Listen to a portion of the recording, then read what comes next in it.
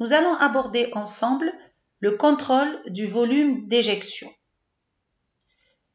Donc, nous avons en petit 1 la précharge, c'est-à-dire la relation entre le volume télédiastolique ventriculaire et le volume d'éjection.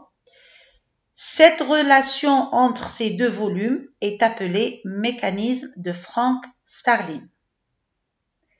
Il s'agit d'une simple relation longueur-tension où le volume télédiastolique va déterminer le degré d'étirement des cellules musculaires ventriculaires avant la contraction.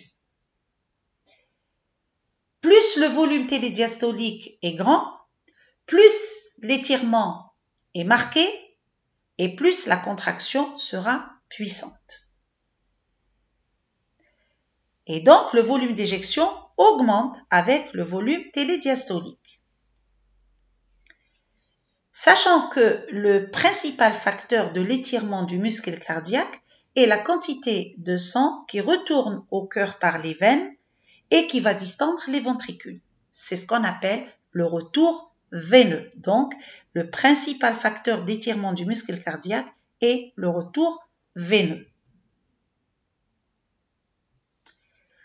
Lorsqu'on est devant une bradycardie, c'est-à-dire une diminution de la fréquence cardiaque, ou au cours d'un exercice physique, vous avez donc le volume et la vitesse du retour veineux qui est augmenté, ce qui va entraîner une augmentation du volume télédiastolique et donc une augmentation de l'étirement des cellules cardiaques et donc la force de contraction en réponse à cet étirement sera importante. Et si elle est importante, nous avons automatiquement une augmentation du volume d'éjection.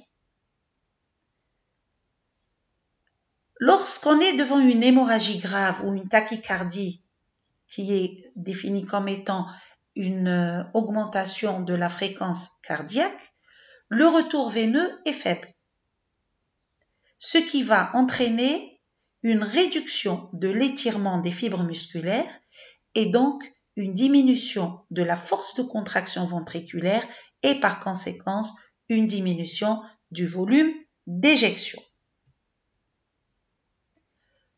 Le mécanisme de Frank-Starling permet le maintien de l'égalité des débits entre le cœur droit et le cœur gauche. On prend comme exemple donc ce qui va suivre. Si le cœur droit commence à pomper plus de sang que le cœur gauche, nous avons une augmentation du débit sanguin qui va aller vers le ventricule gauche, ce qui va entraîner une augmentation donc du volume télédiastolique, une augmentation de l'étirement des cellules musculaires et donc une contraction beaucoup plus importante, ce qui va entraîner à la fin une augmentation de l'éjection ventriculaire gauche, ce qui va permettre d'éviter l'accumulation du sang dans les poumons. Le deuxième facteur, donc contrôlant le volume d'éjection, est la contractilité. La contractilité ventriculaire est définie comme étant la force de contraction pour un volume télédiastolique donné. Il faut savoir que cette contractilité est augmentée par la stimulation sympathique. La noradrénaline ainsi que l'adrénaline plasmatique entraînent une augmentation de la force de contraction et donc du volume d'éjection. Ceci indépendamment de la précharge, c'est-à-dire du volume ventriculaire télédiastolique.